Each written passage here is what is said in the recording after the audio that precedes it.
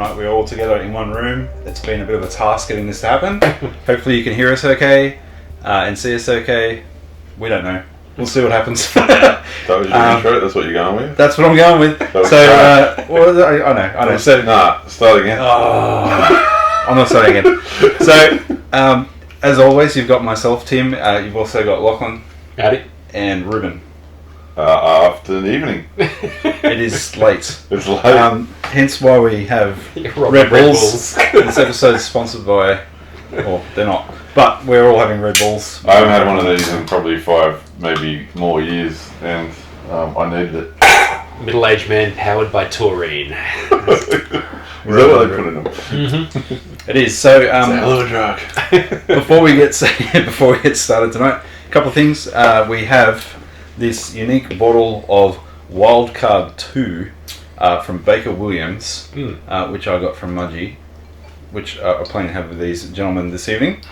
So I'll pop the cork on that. And why did you put this on? You were giving the inside scoop on it. That's one of the best things you can get out there, or something, isn't it? I was told it is the bee's knees, and always trust a salesman selling their products. Yeah, absolutely. What could possibly go wrong? I've never been burned by that ever in my life. There's a good piece of advice for all you young listeners out there. Always trust a salesperson. I'm with Sophist. If someone's trying to sell you something and they really sound like they believe it, it must be good. Yep. So there's yours, good sir. Thank you, man. Interesting. Here is yours, good sir. So what's the story with this? And here's mine. It's a malt, whiskey and wine hybrid combo. It's an abomination. Yeah. No, it's got unique malt and wine spirit hybrid, combining characters of whiskey, brandy, and a hint of bourbon. I don't know what I'm smelling. It was originally born out of an era, apparently, and has become one of the favourites in the lineup. So I'm going to taste this and see what it's like. Cheers. Cheers. Thank you. Virtual. I'd reach across and cheers you, but you told me not to get too close to you on camera. That is small. That is glorious. I don't mind it. Yeah, I don't mind. We've got 2 I don't mind it's. Well, I'm not like a whiskey drinker either. But I don't mind that. I don't know. I'd have to have a few more sips of that. That's a bit odd. That's the right play right there, ladies and gentlemen. If you're not sure when someone else is pouring, I need a few more goes of that one. Alright, so while we're on the subject of alcohol, I got this for you 2 gentlemen. Oh, really? I did. Nice, man. Open it at the same time, please. Oh, okay. So it's from the same location, Baker Williams Distillery. Simultaneous unwrapping. Simultaneous unwrapping. Are you ready? Aha! Cool. A gin, a local one, huh? Yeah, and they've got this really weird wax sort of thing going on. Yeah. It's something different. Yeah, it's pretty cool. Awesome. So I'm interested. enjoy that. Interested. No, thank you, sir. This is a thank you from me. We didn't really know what we were doing when we started this thing. We're up to episode 20, which is pretty cool. Yeah. And I'm really having a good time. And I just wanted to say thanks. I appreciate that, man. So very, very cool. Now here's to be along for the ride. Good. Now here's the other part, which is from my mum. So this is again another we have to open them at the same time thing. Oh, this is fun. Unexpected and fun. I didn't bring you anything, Tim. And my mum didn't get you anything. I brought wine and cheese. That you was did bring wine and cheese. That was good. That was my contribution. Okay. Are you ready? Yeah. Yep. Okay. Go. Mugs for the mugs. So for those listening, this must be reading. We have opened small boxes. That's too funny. Containing, oh geez, that must be horrible on audio, sorry. 3 mugs containing our mugs. That's so funny. Saying the Republic of Man. Love it. That's so, cool. Thanks, Mum. Yeah, thank you. Very cool. So I'll pop those there. So there you go, we're a proper show now, we've got mugs. Yeah. Mugs to go with the mugs. Perfect. Alright, well let's get into The Republic. We'll try and finish off this chapter 8 and dig into chapter 9. So to the subject of tyranny. Yeah. But let's do a little recap. So Well, the method. I'm just going to recap the method. Yeah, basically, what he's been doing is going through these different types of government, and first he describes how one government goes to the other. Then he describes the nature of that government, and then he describes the nature of the individual that lives within the society under that government. Three-step process. Yeah, and it's been sort of like a scale starting from basically what they think is the best form of government. Down to the lowest form of government, which has been interesting since the last one we did was democracy, which was second from the bottom, which was somewhat shocking for us. It was shocking, but they kind of liked it a little bit as well. Yeah, I sort of put it down like a cheap thrill. Yeah. It's like the junk food of political junk food systems. of governments. Yeah, you're like, look, it tastes alright, but it's not really good for you. Yeah. So tyranny. My favourite. As a parent, it's telling me the way to go. Yeah, so we're kind of looking at following the method, how we sort of move from democracy into tyranny. And I think I sort of start with a little bit of a recap, really, of what we were looking at, sort of in democracy, and I guess it's a state of liberty, right? And an abundance of liberty. No one wants to follow any laws, any rules. People don't care too much about. I don't know what's going on. They're talking about, if they've got someone who's convicted of something, a crime, walking the streets when they should have been, locked up or sentenced to some sort of penalty. And no one sort of cares enough to, everyone just worries about themselves and. Right, that's right. And he says that if oligarchy kind of has a problem because of the excess of wealth and greed, they say that democracy suffers from the same problem, but instead of an excess of wealth, it's an excess of freedom. Right. What do you think about that? Yeah. Well, he uses the term liberty, but I guess that's kind of freedom, isn't it? Yeah, it's kind of like Lord of the Flies. It's like so much freedom that chaos happens. Yeah, well, I mean, society normally works around a framework of rules, whether they're written or unwritten. And when you've got a society where no one cares about the rules and everyone's a law unto themselves, you naturally get chaotic behaviour, right? Yeah. So that sort of sounds like what they're describing there. Too much of a good thing, right? Yeah. So he seems to think that excess of liberty is what undermines democracy and leads to tyranny. Yeah. And he goes on to sort of explain that. Yeah. I think there's a lot of discussion around sort of like desire being an issue too, like that's I suppose like feeding the greed and the wealth sort of side of things, but it's not just greed and wealth, it's also I suppose, like, how do you put it, it's passions or it's indulgences, I think was more maybe the word he was sort of using, and it's wealth is used to feed them, but I think it's just kind of like leaving any of those sort of virtues to the side, and that the virtues lack importance any longer. Yeah. And that it's just sort of allowing that sort of thing to breed in the society.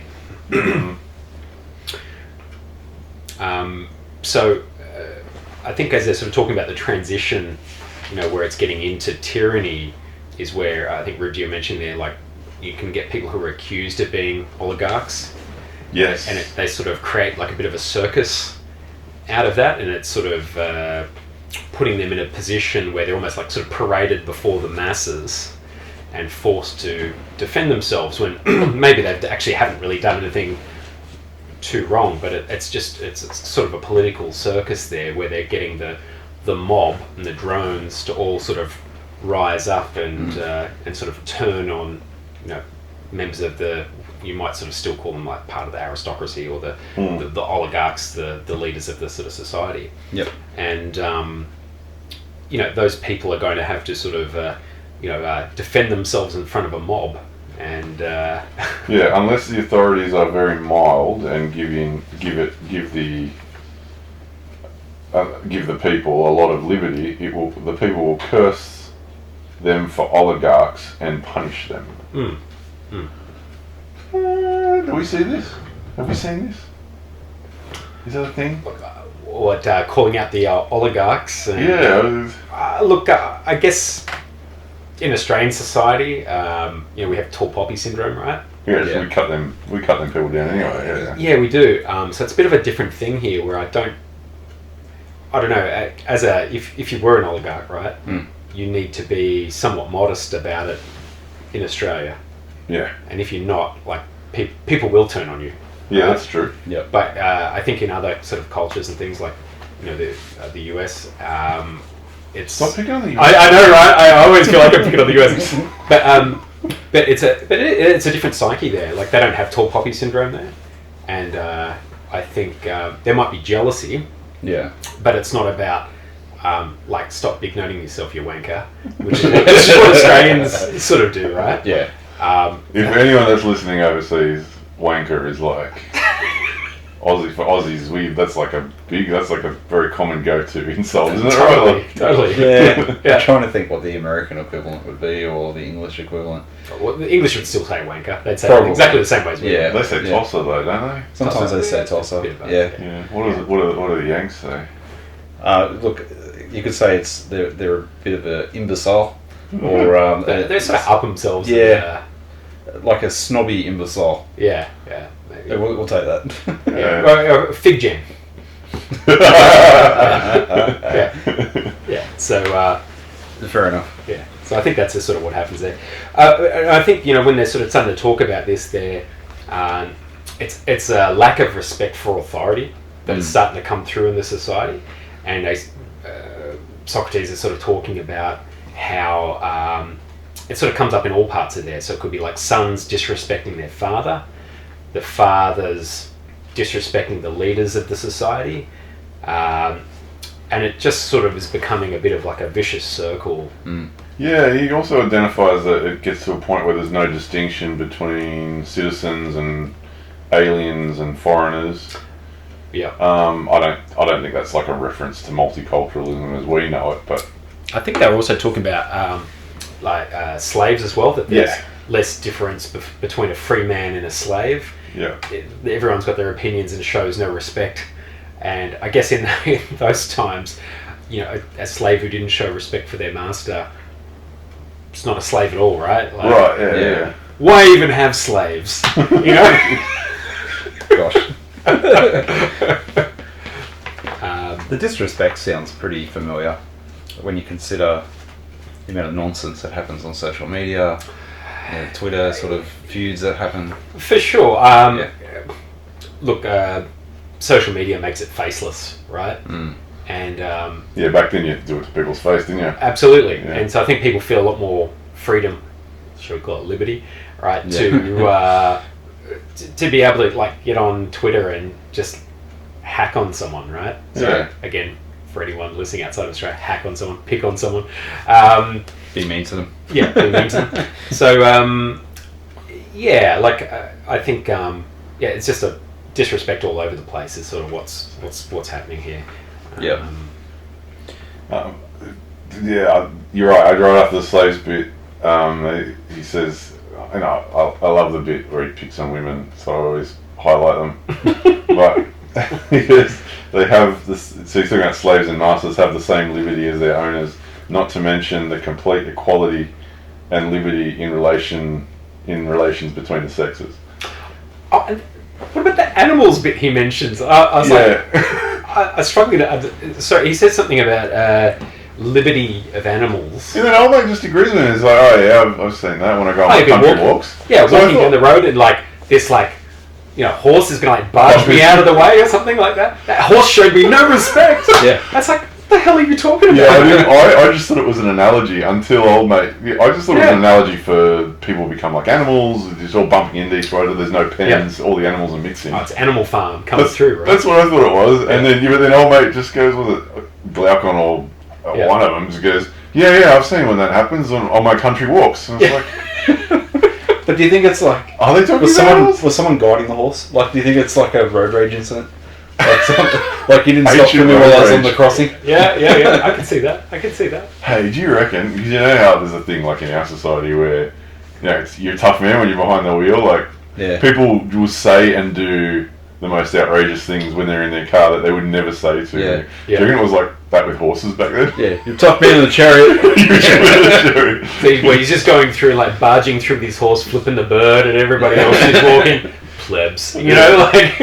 well, they get off the horse and they're quite trivial, like quite civil. But when they're riding on their horse, they turn into like road rage incidents. Yeah. You reckon they modded their horses? Like you put like 8-inch horseshoes on there and try and like lower your horse. Do you teach your horse to walk with its legs bent so it's lower and has better cornering? Bit of extra swagger in the trot or something. Yeah. Like maybe that's like getting it to stand up on its back legs was like the early airbag suspension. They get the horses to go like this. What would a horse drag race look like? It just looked like a horse race. Horse race. Oh boy. A short race, maybe a 400-meter race. Maybe that's where the quarter mile came from. How long is it? Maybe like a what's that movie? Ben-Hur. Yeah. How long is that? The chariot race. Yeah. I wonder if that's 400 meters. It would have to be close. It's because it's not right around the outside, right? Because it's like it's down the middle, rather than right around the edges. That's a drag strip. It was with a hairpin at each end. Yeah, right? It's like a British drag strip. You still have to be able to turn. Nice. I like it. It'd still have to be pretty close to 400 meters. Yeah, it wouldn't be much shorter. I wonder where that quarter mile. Where it came from. Yeah. Why did they start using a quarter mile? Why if the Egyptians used it? Sailing their ships or something. Yeah, maybe. No, that's funny. Too funny. So from over here, then there's a little passage I sort of read there, as I was sort of talking about this. And above all, I said, and as a result of all, see how sensitive the citizens become. They chafe impatiently at the least touch of authority. And at length, as you know, they cease to care even for the laws, written or unwritten. They'll have no one over them. Yes, he said, I know it too well. Such, my friend, I said, is the fair and glorious beginning out of which springs tyranny. Mine it says, the least vestige of restraint is resented and intolerable. I reckon we see a bit of that. Yeah, I mean, I suppose we've had some pretty solid restraint lately, so rather than minor restraint. Yeah, that's a good point.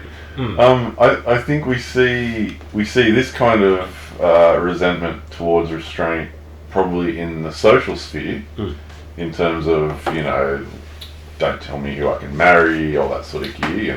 Sure. We're pretty liberal in that sense. But yeah, you don't see this in terms of the whole COVID lockdown sort of gear. People were seemed to be a little. I mean, we didn't get this reaction to that, and that's a big type of restraint. People were sort of a little bit amenable to that. So. Absolutely, I think people in the majority were pretty compliant. Yeah, and I think actually surprised a lot of people as to how compliant the general population was over, I suppose, some fairly large restrictions of freedom. Yeah, albeit for some reasons. Yeah. But still, I mean, there's always those conversations about tyranny, and you should never make it easy for people to remove your freedom. That's a dangerous thing to do. It's a lot hard to get back once it's gone. Always, yeah. Correct. Okay, so this is where the birthplace of tyranny begins, right? Yeah, so now they start sort of talking about how the tyrannical kind of takes power from this situation. Okay.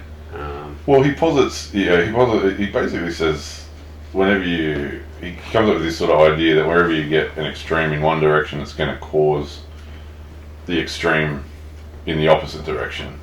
I don't know whether he's presenting that as a universal, but I think that's certainly something that does happen in some circumstances. The whole It's like Newton's theory of relativity, right? Newton, Equal yeah, and opposite reaction. Yeah. yeah, that's right. Was that Newton? I don't know. I thought it was what goes up must come down. Which one was Einstein? He was E equals MC squared. Yeah. That's that guy. Yeah. Yeah, that's in the Young Einstein movie. He made beers with dolls. Yeah. Einstein. Yeah. That's another reference no one understands will get. Oh, come on. Yahoo Serious made big movies. They were popular in America for a time. People know that. Yahoo Serious, yeah. Legend. He did good things. It was good. I don't know why he went away. I don't know. Yeah, so every reaction is the equal opposite reaction. Yeah. Wherever, whoever said that. Yeah. I agree. It would have been, it doesn't matter. I think it was Newton. I think you're right. We should Google it. Yeah, so Hang on, let's take a quick pause. Yep. For those listening, I just want to double check everything's working. So we'll take a quick pause and then Yep. we'll come back.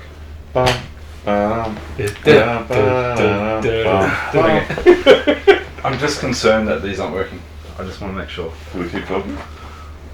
You gonna edit this out? No, leave it in. Leave it in. No, I'll edit it out. It's movie magic. Do it live. Yeah, it's still recording.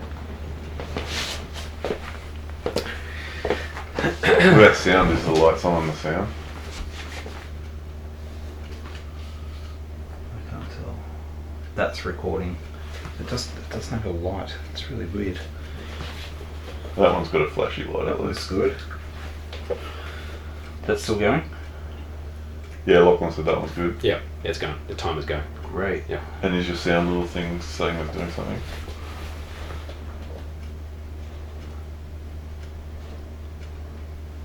Yep, still going. Keep talking for me for a second. Hey, check, 1, 2. Is everything's moving on it? It is. It's not super high too, which is great. Alright. So I'll just kill that aircon if I can find the remote quickly. Just there. Yeah.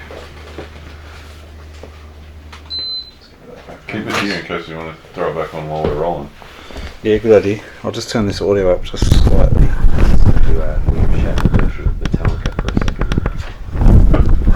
Don't rock it till you've tried it. Ooh, give me fire.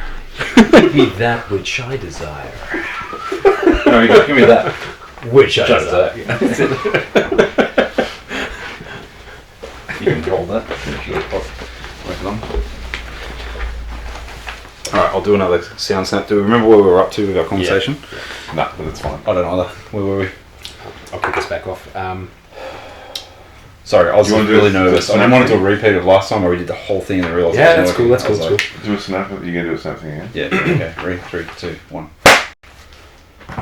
And we're back. We are back. Thank you for putting up with that small disruption to our broadcast. But I was just nervous. We've done a show once before, and it didn't record the entire thing, and we had to do a second round the next day, and that sucked. And So this I is didn't our want to do it first again. live one. So That's right. So I'm just this opportunity is not going to happen super, again. super cautious.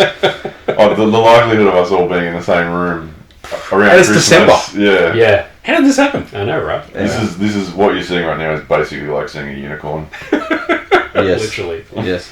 Yeah. All right. So where were we? So the tyrannical leaders taking power. So Ribs is talking about how the opposites, so we've got extremes in one side, you get extremes on the other. So there's a little quote around that. The excess of liberty, whether in states or individuals, seems only to pass into excess of slavery. Yes, the natural order. And so tyranny naturally arises out of democracy, and the most aggravated form of tyranny and slavery out of the most extreme form of liberty, as we might expect. Yep. I think this is interesting, and I know we're not up to the nature of the individual, and I don't actually remember it sort of coming up in this format, but I think this is an interesting idea. The idea being that the more freedom you have, or the more you give in to your desires, the more you actually become a slave, because you're controlled by those desires. Yeah, it's an old Stoic quote that I'm very fond of. That's pleasures without limits are but punishments. Right. And I think it's the same principle. Yeah, big time. And I think St. Augustine said the same thing again later on, his post-Stoics. Do you guys think that's an idea that's lost on us today in our current society? I don't know that it's at a level. I think people are indulgent. I don't think it's maybe to that sort of extreme level, but there's obviously a proportion of the society which probably is at that extreme level, right? Yeah. We were talking about that like last week with, I suppose, more referencing that like extreme wealth and the fact that they can indulge any, like that idiot with the Lamborghini whose bear tore the door off, right? So obviously there are people in our society who do that. But I think you've always got a degree of that in any society, right? Do we have a lot of them? I don't know. I'm not quite sure what the percentage of idiots with Lamborghinis and bears would be. But yeah, so it's maybe hard. I think there is though. Like, if you think, and I'm doing this from a glass house, or as they would say in Game of Thrones, the Raven calls the crow black. But like, if you look at the amount of people in the world that are obese, right? Sure. Like, that's very high. I think in Australia it's over 50%. Yeah. And you know, fitness people who I hang out with quite regularly because I'm trying to get healthier, and it is working, though having this alcohol probably isn't the best thing for it right now. Sure.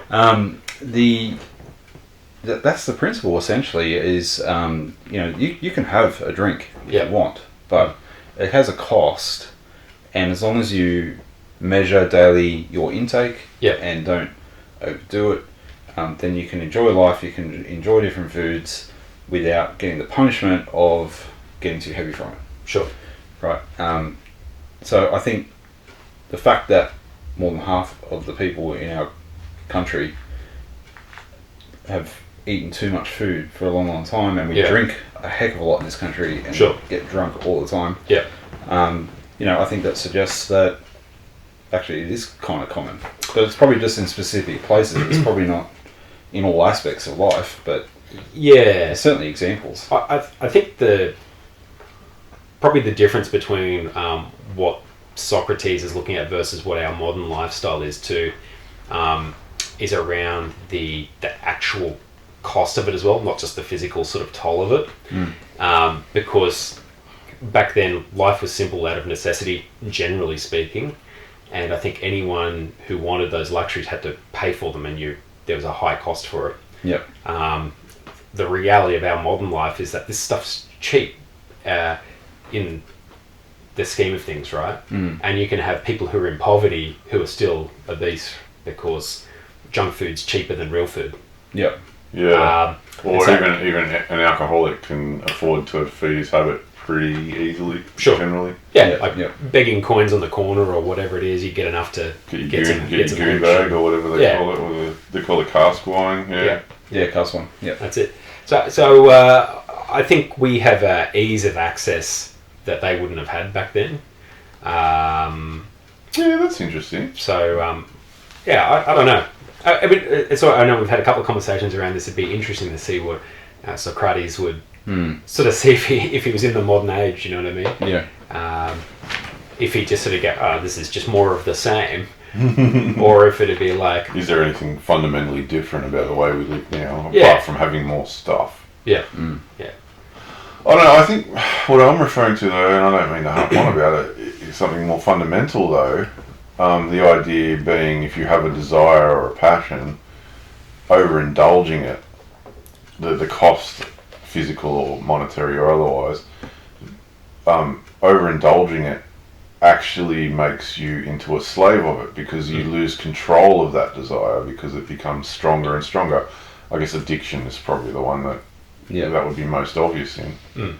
I'm wondering if that idea is somewhat lost.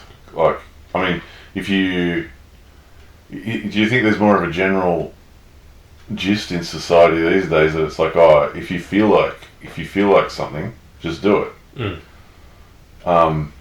Whereas what Socrates is pointing towards is more like, if you follow I might be reading too much into it, but if the idea is giving in to your desires actually makes you a slave to them if they get out of hand, is that kind of the risk that he's pointing out? Like, if you want to control a desire, don't just give into it. Yeah. Like, if it feels good, do it. Is not a good principle to live by, I guess, is essentially what Socrates would be saying. The Sheryl Crow's wrong. Sure. I don't know. What did she say? Makes you happy you can't be that bad. Yeah, that's right. That's a bit of a dated reference. It's sort of like a clutch. The memory bank is like, clutch for a song. That's all I got. I don't know. Do you think people think that way these days? Or I'm probably overthinking it, I don't know. Yeah, look, I think again, like, it's a case that, I don't know, like, maybe you're right. Like, it is sort of like liberty and freedom that we have in this country anyway, where, you know, I think most people do have a comfortable-ish sort of lifestyle. And if they do want to do something, they kind of can. But I guess we do have still that, you know, there's going to be a proportion of the population who's going to be like the miser we had in the previous example. Yeah. You know, where, you know, despite that fact, they're going to, you know, try and accumulate wealth and live a meager kind of life. You're going to have the spendthrifts as well, who are all about that. You know, the barefoot investor always talks about plastic wealth and people who want to present their wealth because, you know, I've got a BMW and I've got a car and I've got this and I've got that, but it's all on finance and they're living that lifestyle, you know. Yeah. So I don't know. Society's always going to have a mixed bag. I guess it's just the ratios that are going to change over time. It's kind of hard to tell, I think, where we sort of sit. But yeah, look, as a pulse check, you're probably right. I think people are more inclined to, but I think that it is more accessible now. Yeah, I think so too. And it doesn't necessarily dominate your life, though we could talk about video games, for example, and you know, people can overindulge in that passion to a degree where they don't get any sleep. Not enough exercise. Yeah. They're not socially interacting with people in a healthy people. way. Well, they might argue online, you know, still interacting together. Yeah. But you know, it may impact their life, and that's something that's like super accessible, like teenagers in particular, right? Stuff's like crack. And if you gave them unlimited access, and they're designed. Games are now designed to be addictive. Of course they are. They use psychologists to try and get people hooked. It's a constant battle I have, particularly with my son. Just trying to get him to get off. I mean, it makes me tired just thinking about it. Sure. But it's a personal battle too, right? Because there were times in my life where I gained way too much at the cost of other things. My health and relationships. You know, but I still love it. Yeah. But there's absolutely a shift in my thinking towards it, and that it's and part of this was like I did a pyramid of what my hierarchy of what matters to me actually is, because I was finding that in my heart I knew what was important and what the correct order of things should be. But I kept investing my time at the bottom of that table, kind of like a food pyramid. Sure. Where I was just investing my time in the desserts instead of in the meat and veg, right? Sure. And, so once I figured that out, it made it a lot easier to limit my gaming time. But that took some time. So like as you said,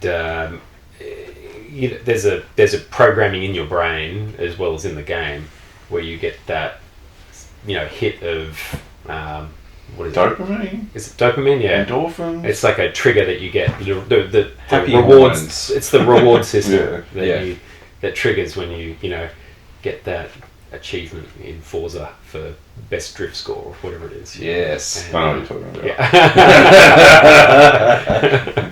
What is this, an intervention? I know. I wish there was an achievement for coolest stupid car. Yeah. So I would be aiming for that. Yeah. Your mystery machine. Well, I apologise. I probably derailed the conversation enough. But I've got one more quote.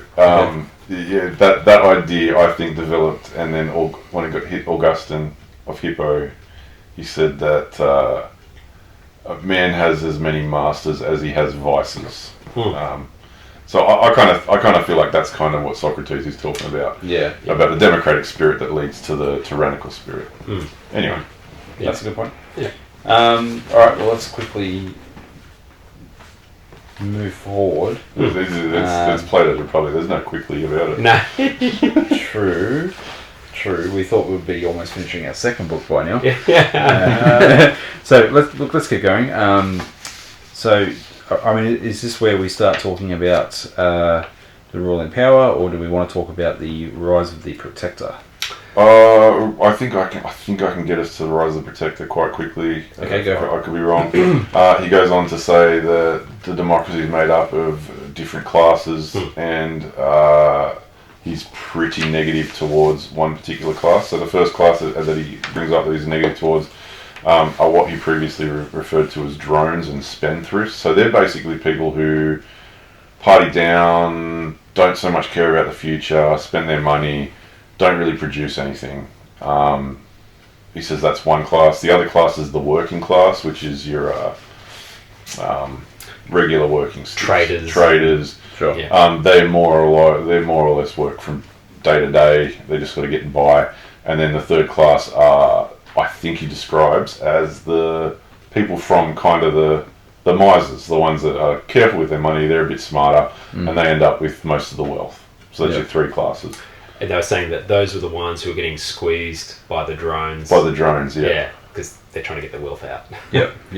Yeah, right. So basically, society stratifies in that. I think that's fairly reasonable. I think we see a bit of that even really today. And then I've lost track. Well, then you're sort of moving on to this is the Rise of the Protector. Yeah. And so the Protector comes out of that class of moneyed people who want to protect their wealth. Is that right? no, he's like a champion of the people. Right. Well, I don't actually. He's not super clear on which class he's coming out of. But this was, and sorry, I must have skipped ahead a little bit before we were talking about the, that someone who may get like accused of being like an oligarch or something like that. Yeah. And they get pushed upon by the drones who, What's post-impeachment? Yeah, that's what I'm talking about. Yeah. Yeah, so they're saying the sting of the drones torments them and breeds revolution. Then come impeachments and judgments and trials of one another. Yeah. And then the people have always some champion whom they set over them and nurse into greatness. Yeah. This and no other is the root from which a tyrant springs. When he first appears above ground, he is a protector. So that got me thinking a little bit. I don't want to go too far down this rabbit hole, but like I love the show Rome, and I think it portrays Caesar really well in that show. But there's certainly tyrants. Like everyone says he was a tyrant. That show does a really good job of getting you to want him to win for quite a long time. And then you start to see the corruption sneak in at different points until finally you realise, oh yeah, he's actually pretty bad. It's pretty good like that. Yeah. So I was like, okay, there's an example where he was like the people's champion. You know, they were, no one was happy. He comes back, he's smashed the Gauls. Here's some wealth, so some wealth redistribution. Yeah. The elites are a bunch of flogs. Let me run the place. Yeah. Takes out all the elites, and then up comes the tyrant. There goes the aircon remote. And that got me then thinking, okay, what other historical examples of tyrants where they start off as a protector? Like Hitler's an obvious one. That's when he first came through, he was like a legend, right? He started doing the Autobahn. He made socialism work. Made socialism work for a time. Debatably. For a time. Or like, drugs make you feel good for a time, right? And then became the bad guy. Yeah, is there other examples that came to mind for you? Something that came to mind is the Praetorian Guard. Right. Are we up to that? Because no, we're not up to that. The next thing is the tyrant's going to ask for a bodyguard. Sure. Anyway, so we'll get to that. Yeah. Dare I say the dirty T word? Can I talk about the Donald? You can. There's a deck of cards up there with his face on them if you want to reach them. They're apparently gold coated. No, I think he fits the bill somewhat, particularly when they started to talk about the impeachments. They put him on trial. But he's kind of being all things in that. Like he's the guy that's trying to be impeached, and then he's going to be the people's champion, sort of. Like. But he's definitely a populist, which I think they're kind of describing. But that would make him the oligarch who's being trialed, not the tyrant. Not quite the tyrant. I'm not. But we're talking about sort of that. We're heading there. Sure. Because it does then go on to say that about this particular person, they try to take him out, and then they can't. They might try to kill him. Yeah. But then he may come back, and he come back stronger. Yeah. So if 2024, if Trump comes back, are we in tyrant territory? I really have to start worrying that he's literally Hitler? I think the media would say we are in tyrant country if that happens. Oh, well, for anyone on CNN who happens to be listening, I know you'd probably write into our show. Have a read of this. It'll give you some good ammo to use against it in 2024. Crikey. But they're talking about now, like the protector would have the mob at his disposal. Yeah. And what he would sort of do with that. So they're talking about that he's now going to be like rolling out false accusations a bit against any of the leadership that's there. He'd kill or banish anyone who's sort of standing in opposition to what's going on. You're talking about show trials. I mean, that's what yeah. Stalin did, right? Like, Yeah. His oppositions would turn them into show trials. Yeah. I think that's an interesting idea too, because someone who's in that sort of position of power can probably just disappear people, right? Sure. But they don't always do that. They have these show trials because they want a big public thing of he's an enemy of the people. And yeah, people like being given someone to hate, right? What was that? Was that in George Orwell's 1984? They had the hour of hate. Yeah, a minute. Was it something like that? A minute of hate or something like that. Yeah. And it's like I don't know. It's something for people to focus on. And I had a really terrible idea. You might need to edit this out. But when that was when that was, because you got that minute of hate. I actually around the time of COVID, we had a premiere was back. Gladys, yeah. I was going to put a meme together which had on the top George Orwell minute of hate. You're right. So I'd be like, George Orwell brought you 60 seconds of hate or whatever it is. Yeah. And Gladys Berejiklian brought you the 11 a.m. 60 minutes of fear. Yeah. Because she used to come on at 11 a.m. every morning and tell us how many people had died and why we had to be locked down and all that sort of thing. I refrained from doing it. Just don't put it on a red folder, mate. Stay out of trouble. But you're right, no, but also in Orwell there's that whole thing about, was it Westphalia or whatever, like, they kept changing who they were at war with. Yeah, that's right. That's exactly what he goes on to say. This tyrant will then have to have foreign wars to make wars all the time. Yeah, to have a common enemy to keep people... That's right, and they kept having to rewrite the books, do you remember, in 1984? Yeah. So rewrite the history books to say, no, we've always hated these people. They've been our enemy all along, even though, like, last week they were actually their ally or whatever. Yeah. So, yeah, that's right. Yeah, it's the propaganda machine. The other thing he does is that the tyrant hints at the abolition of debts and the redistribution of wealth. Yeah, interesting, eh? Yeah. But then simultaneously taxes everyone heavily to pay for his wars, which keeps them poor and keeps them in line. Yeah, so they sort of talk about that and like where that money's going to come from. Well, anyway, before we get on to that, this is where they start talking about your guard and the bodyguards and all that sort of stuff. That's right. The tyrant goes to the people and says, I need protecting because I'm your protector and I need protecting. Yep. And they're going to come after me because they don't like what I'm saying. The people in power don't like what I'm saying. They don't like, and so he then has to have a guard. And that's where I was talking about. The Romans had the Praetorian Guard at some point, where it was basically kind of like secret police, but they got brought in to protect the emperor. Yeah. But then they end up being used to kind of disappear people and gather intel and all that sort of stuff. I think at a certain point in Roman history, they actually became more powerful than the emperor, and they might have disappeared one or two of them. Wow. So, yeah.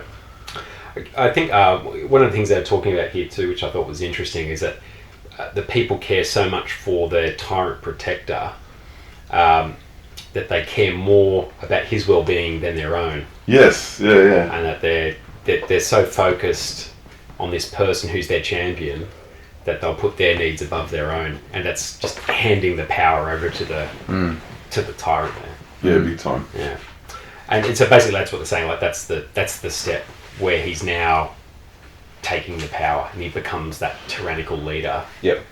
From just being the protector. Yep. I really like the way it describes this. This is an excellent section of the book. I really enjoy it. I like this particular part where, just after talking about the abolition of debts and petition of lands, and after this, what will be his destiny? Must he not either perish at the hands of his enemies, or from being a man become a wolf? That is, a tyrant. Inevitably. That reminds me of Tim Murray. Inevitably. Yes. Let's keep going. So, when a man who is wealthy and is also accused of being an enemy of the people sees this, and my friend, as the oracle said to Croesus, by Pebli's Hermus's shore he flees and rests not, and is not ashamed to be a coward. And quite right too. Said he, for if he were, he would never be ashamed again. But if he is caught, he dies. Of course. So that's the fleeing of the wealthy. Yeah. Yeah, right. Which, yeah. Texas?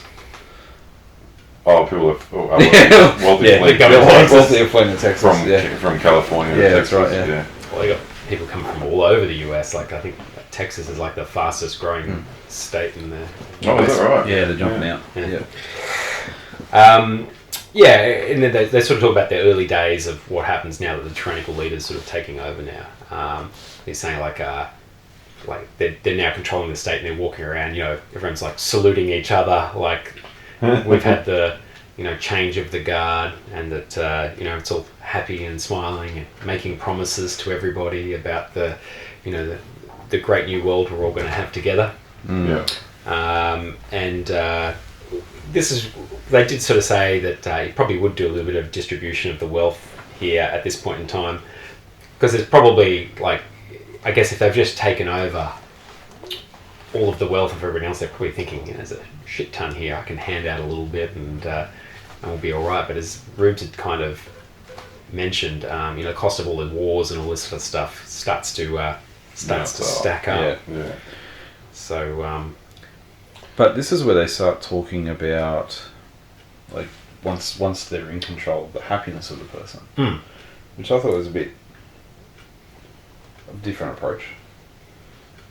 It feels like an odd place for them to go at this point. I think it's down a little bit further, the happiness bit. Isn't that once you talk about the individual, or? Well, for me, like as soon as actually you're right. I've skipped one thing. The bodyguard. So this is where they then he recruits from the slaves. Yeah, and then he recruits from the slaves. That's right. They talk about him recruiting from the slave caste because he needs people to be loyal. Yeah.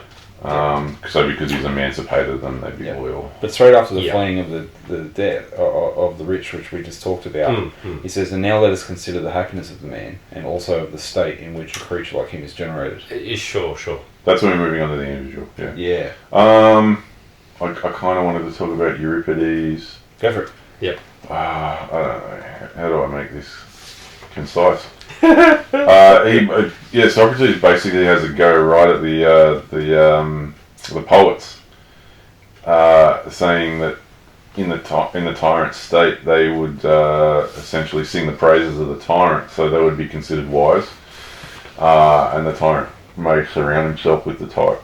And then he goes on to say, there's a little bit where he kind of says, and because earlier on he talks about his perfect state and how there'd be certain poets and people allowed in the state, and he wouldn't allow these people. Yeah. And he basically, so this has kind of come way back full circle, and he kind of says, and this is kind of why. Yep. Because in a state where you've got someone who's running it, who's desperate for power, he needs to influence people, and he wants to be surrounded by people that tell him the things he wants to hear. And the people who are best at doing that are your poets, and the people who are good with words.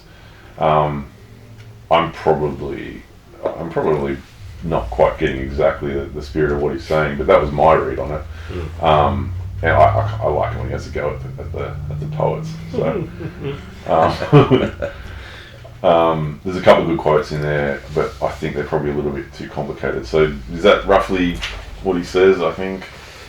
Yeah, I think he's basically accusing them of generating propaganda for the leaders, and they're just playing to the ego of these tyrannists and supporting their cause because it's going to line their pockets, and it's helping the tyrannical leader there as well. Well, it is interesting because when we think about propaganda in the 20th century, we usually attribute it to tyrants, or people like Hitler or Stalin. I'm not saying that other governments had propaganda, but when we talk about propaganda, we usually are thinking about the tyrants that produce it. So. Yeah, I don't know. I think 50-50 on that, and I suppose like the example I would think of would be like, either World War II, and you had British propaganda Yeah. trying to match the The Nazi propaganda. absolutely. Yeah. So I guess they all do it, but yeah. For sure. Yeah. Do you think it's easier to detect when it's a tyrant? I think it's just a lens that we see it through because, we're on the British side of history, so we're told the Nazis were the bad guys, so we look at their propaganda and we go, oh wow, how evil's that?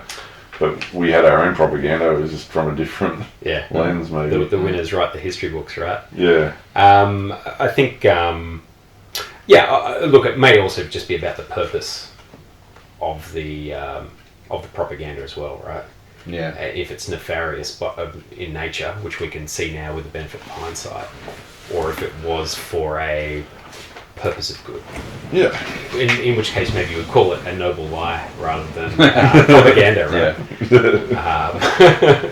right? Giving people something to believe in to lift their spirits or fight the good fight or whatever it is. Yeah. I just wanted to quickly go back just a little bit.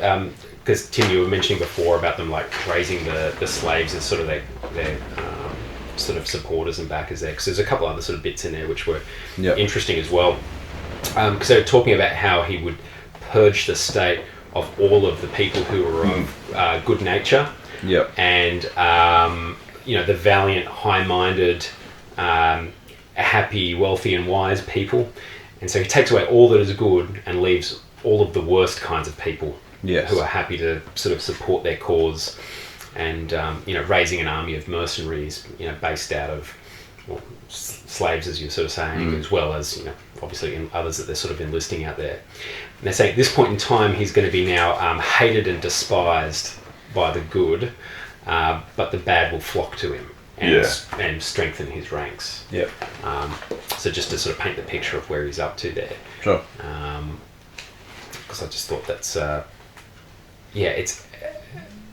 It's interesting at this point in time, like how hated he must be by many of the population when they were people who have supported his rise to power. And he's now, they're now feeling the bite of tyranny sort of on them. Yeah.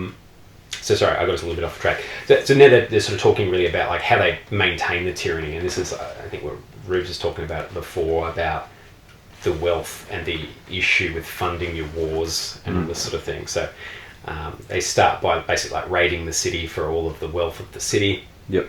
And because they've got that issue of taxes, right? And so he wants to try and avoid taxing the hell out of everybody because it's obviously like he knows it's going to get him offside. Yep. So before he resorts to taxing the hell out of everybody, he'll just raid the coffers of, like, it's probably like killing off anyone who's rich and just trying to take their wealth off them, all that sort of thing. And then this is the really interesting bit, I think, where they sort of say, well, if they sort of run out of funds there, this is where he comes knocking on his folks' door. Yeah. Yes. Yeah. The little bit of sarcasm where the question is asked: Would he really take money from his own father? Yeah. Yeah. Hell yes, he would. Yeah. Yeah. I mean, it's interesting. I wouldn't have automatically thought of this. Like after you've raided all of the city for their wealth, I'm knocking on your parents' door. I'm broke. You're the tyrannical leader of this state. You're going to come knocking on your parents' door, looking for money. This actually sort of says to me, Ruben, you're asking before about like what class he came from. And I think Socrates is kind of giving us the answer here. Yeah. So he's actually probably coming from an oligarchical class. Maybe his parents are oligarchs. Yeah. And he's, throwing that off, but still, coming knocking for the cash. Yeah. And he kind of almost basically says, so the tyrant is a patricide, a parricide. Yeah. Does that mean he kills his parents? Yeah, that's exactly what it means. Yeah, so, I mean, and he's pretty disgusted by it. So he kind of said, it's almost like he's saying, of all the crimes that this tyrant commits, this is kind of the highest order one. Like, this is the end of the road. This is total corruption. Well, I think it's like with disbelief, he's kind of talking about, is he really going to do that to the mother who has raised him from this, and the father, the poor old man who's slaved and done this for his family? Because he has a couple of times previously in the book talked about respect for your elders and things like that as being an important thing, and he's pretty disgusted by the idea that the son would expect the father to fund him rather than the other way around, where the children should be caring for the elderly in their old age. Yeah, and this sort of harks back to the part he was talking about as democracy was switching over to tyranny, about that lack of respect that starts to permeate through the culture. And I think this is the ultimate manifestation of that, where it's kind of the dark side of equality. The dark side of equality. Yeah, because he's saying ordinarily you would have that hierarchy where you have the respect for the elders, and he's saying that equality, that it's all been busted down, so everyone's equal. So why wouldn't you just go to the guy next? Because he's no longer seeing it as taking money from his superior. This bloke, I mean, it's probably not rationalising it like this, but it's not a stretch to think that he's just going to take someone from the. It's taking money from the bloke next to him at that point, because that barrier has been broken down. They actually mentioned that earlier in a few paragraphs, I think, where they're saying like the liberty of the son is to disobey the father. Yeah. And so that is the freedom, the ultimate liberty, where democracy's gone too far, and that is the maximum liberty that the son can have. So he knew he was headed here again. He always plans ahead, Socrates. I love this quote about what the parent discovers at the end of this, which is then the parent will discover what a monster he has been fostering in his bosom. Yes. And when he wants to drive him out, he will find that he is weak and his son is strong. Yeah. I was like, whoa. Absolutely. That feels like something the Emperor would say in Star Wars. Yeah. You know what I mean? Like, you are strong. It sounds something like that. It's a very cool quote. Yeah, because we're now talking about the parasite as well. You're saying, then he is a parasite and a cruel guardian of an aged parent, and this is real tyranny, about which there can be no longer a mistake. As the saying is, the people who would escape the smoke, which is the slavery of free men, have fallen into the fire, is the tyranny of slaves. And exchange their excessive and untimely freedom for the harshest and bitterest of servitude, where the slave is master. Yeah. Yep. So now's the part where we talk about what the tyrannical man looks like, right? The individual, yeah. Psych. Now we're going to talk about the appetite for pleasures. It was a short detour at least. Yeah. Well, let's keep it short, so we don't have a 2-hour episode. Oh, what do you reckon we're up to? I think we're well over an hour. Yeah. So let's continue. Yeah. So what's his appetite? This is going to be the bonus episode, right? It's the special 2-hour edition. Special edition. For subscribers only. Yeah. This bit, Ribs and I talked about this a little bit earlier. And they're talking about how, the desires kind of... in fact, we were talking about this in the show earlier, right? About how the desires overtake the man. And I thought, and correct me if I'm wrong, we were sort of tossing this around, they're sort of talking about, I thought, sort of the dream state, in a sense. Yeah. And that, when you're dreaming, it's your subconscious talking to you. And if you've got so many desires and you're weak with desire, you're going to have these like out of control dreams, just thinking about all this stuff or people or wealth and all the stuff that you want, you're just getting sort of out of control. Whereas a man who's more, temperate, may meditate and his pulse is calm, he's going to sleep well and have sort of happier dreams and all this sort of thing, and just be a more sort of stable sort of person in the subconscious, not just the conscious. Sure. Oh, yeah. I don't know if that's how you took that one. But No, not the first time I read it. Yeah. Well, I honestly think I'd have to go through it again and give it some real thought, but I think you've raised something really interesting there. The sort that wake while we sleep, when the reasonable and humane part of us is sleep and its control relaxed, and our fierce, bestial nature, full of blood and drink, rouses itself and has its flings and tries to secure its own kind of satisfaction. I missed that sleep part the first time. But anyone who's got the book, I think there's probably a lot here that we're not even going to be able to touch the tip of. Like there's some stuff going on in this tyrannical character section. Yeah. See, for me, dreams are when I have a night of like dreaming over and over again. I don't like it. I feel I wake up and I'm like I didn't sleep well, but I know that from a science perspective, if you have dreams, then it means you're in good sleep. Right. So it's deep sleep. Yeah. Yeah. So it's like I have really vivid dreams. But are they stressful dreams? Sometimes they are. Like sometimes they're like. Yeah. So you need more meditation before bed. Well, yeah. I mean, I've sometimes taken dreams as a warning. Yeah. And I've decided, okay, I'm going to change this thing, and I've been really grateful that I've had that dream because it has freaked me out. I'm like, interesting. Okay, I'm going to listen to this one because it really freaked me out. Yeah. And there's obviously something here, and I think about it, and I find, So I had a dream once that I was in my car. I had my wife and kids in the car, and there was roadworks, and I was impatient and angry, and I pulled into this right lane and hammered it out of frustration, and came over a hill, and then there was like this concrete barrier thing there. Yeah. Just blind. I just come over a hill, and I hit it, and we're like flying through the air about to die. Yeah. And I just remember in the dream like yelling out, I'm sorry, like just regretting that I'd been impatient and out of control. Yeah. And so I woke up and I was like, holy crap, that scared the crap out of me. And it just stayed with me for days. I'm like, alright, maybe that's just saying I need to have a bit more patience and calm down a little bit.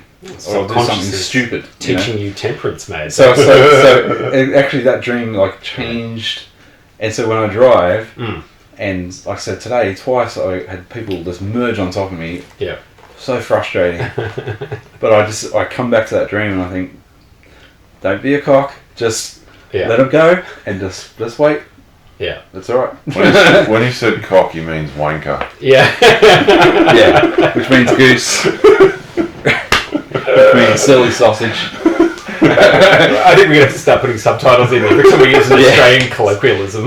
I think cocks. I think cock is a term that the English would be familiar with. Absolutely. I think a lot of Americans would be too, surely. Yeah. I think they figure it out. Well, sure. Yeah. So, yes, dreams. Sometimes I think they're important, and I find this interesting that they're saying chaotic dreams show chaotic underpinnings. Calm dreams show that you're all good. Yeah. But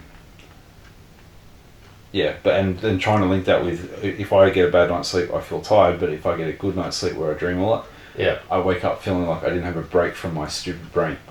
So I want like medium level sleep. I want 10 hours of medium level sleep where I wake up not feeling wrecked, but I didn't dream a lot. Yeah.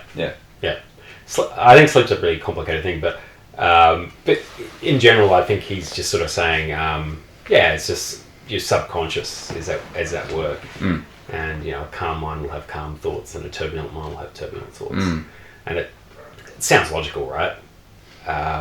It does. If you're hyper stressed and there's like heavy shit going on, you're probably not going to sleep that well, right? Yeah, you dream about work and stuff when you're stressed about work. Yeah. So it kind of makes sense. I mean, he's talking more about, I think, vice and desire more than anything in this sort of state. I think in general you'd have to sort of say. And he does say immediately after talking about the dreams, we've been digressing, I know. Yeah. My point is that let's even in an outwardly most respectable for us, there is a terrible bestial and immoral type of desire which manifests itself particularly in dreams. Do you think I'm talking sense, and do you agree? Yes, I agree. That's kind of what you're saying, isn't it? Yeah, I'll read this out. It says, in saying this, I have been running into a digression. Wow, Socrates had a digression. Shock. But the point which I desire to note is that in all of us, even in good men, there is a lawless, wild beast nature which peers out in sleep. Pray consider whether I'm right, and you agree with me. Yes, I agree. Yeah, so I think he's saying, like, even in a well-ordered mind, you can still have moments where you let the beast out. Yeah. And as always, like when he's talking about these things, it's okay to have desires, and it's just whether you can control them or not. I think is the thing. What's the word he used there? Digression. Here's a digression. I love my dog sleeps on that chair over there sometimes. Yeah. Sometimes he'll start dreaming, and he'll lie there and start like trying to run in his sleep. Yeah. And make noises. Yeah. And once because he was freaking out once, and I went over and sort of just really gently patted him and said his name. Like, hey Shaggy, wake up. And then he opened his eyes and then like just fully tried to go me. Yeah. Like he was freaked out, like just like Yeah. mental. And I'm like, whoa, dude. And he like got up and looked around and he was just, you could see he was freaked out for a good 5 seconds or so, and then realised, oh, I'm safe, I'm okay, and then became his normal self again. And he was having a bestial. He was having a bestial and immoral type desire that manifested itself. I was like, what was he dreaming about? What was he dreaming about? What a weird thing. Yeah, some dog you saw at the park, you know, like he's like, that guy was picking on me. Yeah. I'm a man. I'm not feminine. I'm masculine. Lol. Look, now they're sort of talking about the individual. Because they're talking about how the democratic man goes to the tyrannical man, so he says, remember the democratic man who's brought up with these different desires, and ends up entertaining unnecessary desires. Okay. And they go into other examples. Has not a drunken man got the spirit of a tyranny, of a tyrant? Yeah, they were talking about that as well. Yeah. Yeah, there's a few. And you know that a man who is deranged and not right in his mind will fancy that he's able to rule. Yeah. Not only over men, but also over the gods. Again, this is a funny thing too. You reference an old love in there. It's like, I don't know if it means like a stalker-like obsession with someone, maybe, rather than like a genuine heartfelt love or something like that. But something that's a bit more sort of darker in nature, perhaps. And just saying, like, when you're under the influence of those things, that's when like a inner tyrant might sort of show itself a little bit in maybe a more normal man. I think he's just drawing that parallel. Okay, so I went to that section on love. What do you mean? Where I can't remember quite where. So that yes, was, but, he said that is the way in which the tyrannical man is generated. And is this not the reason why of old love has been called a tyrant? I should not wonder. Yeah, an old love. Well, they initially spoke about the old love, and then they're talking about the son who is turning into the tyrant, right? Yeah.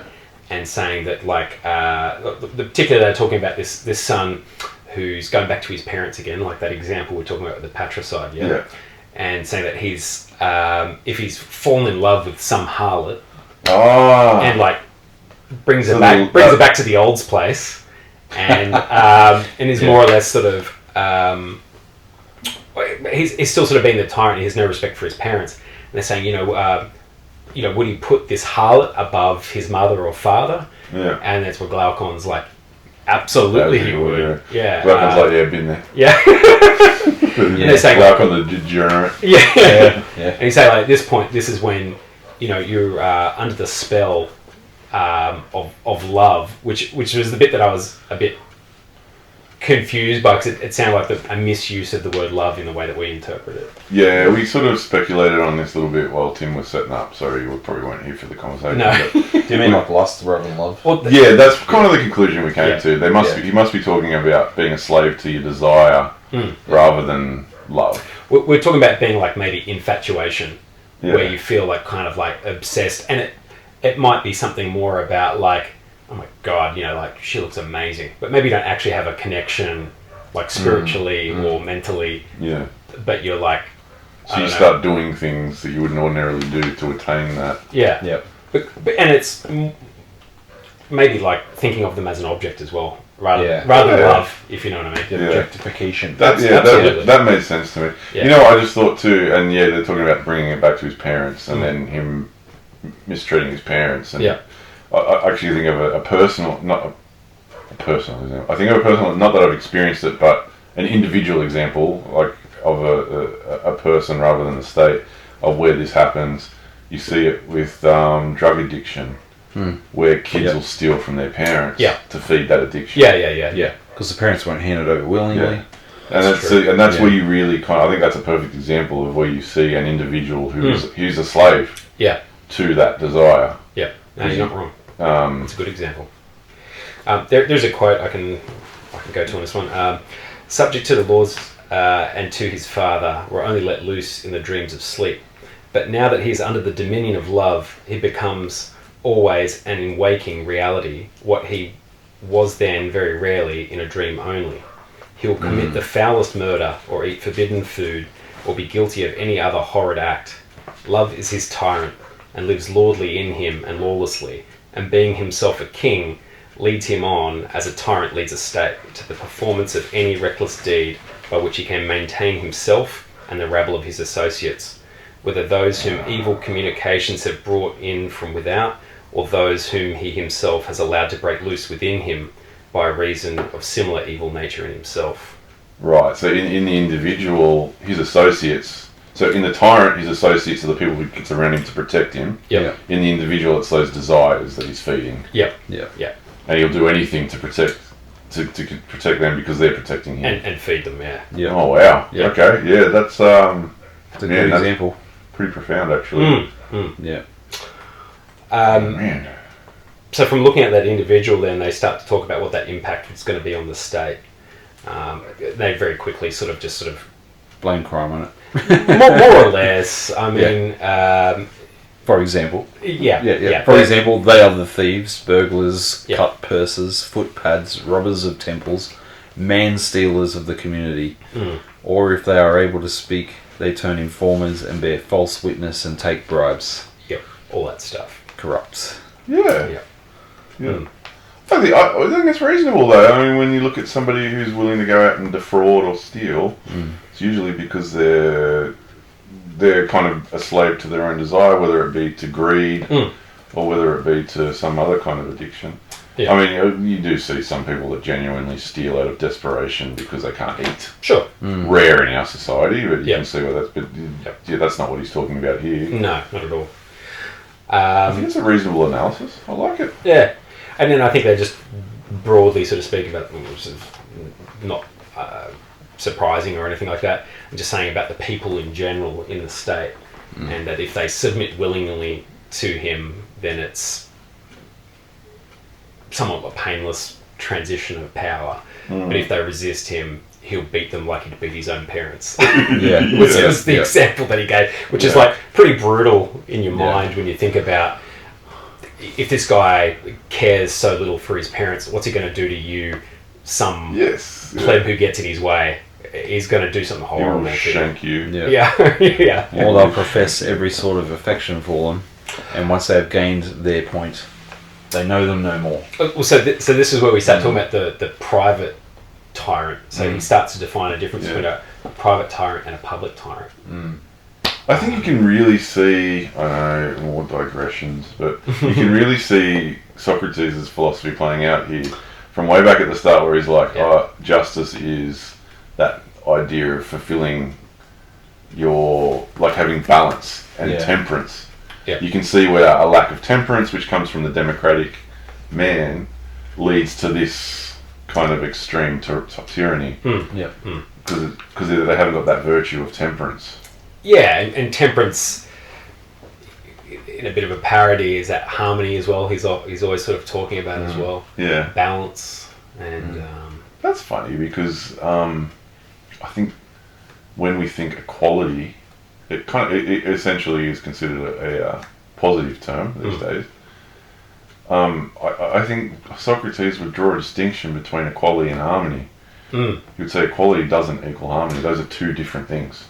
Yeah, it's true. They're distinctly different in this time. Yeah, interesting. Okay. So the private tyrant that he's sort of talking about here, just basically saying that they've got no friends. So everyone, they're either kissing someone else's shoes and sucking up to them to get their way, or they're having someone else kiss their shoes Yeah. and sucking up to them. You know what I mean? And Yeah. feeding the sycophants. But Yeah. it's That's well described. It says they are always either the masters or servants. Yeah. And never the friends of anybody. The tyrant never tastes of true freedom or friendship. Nice.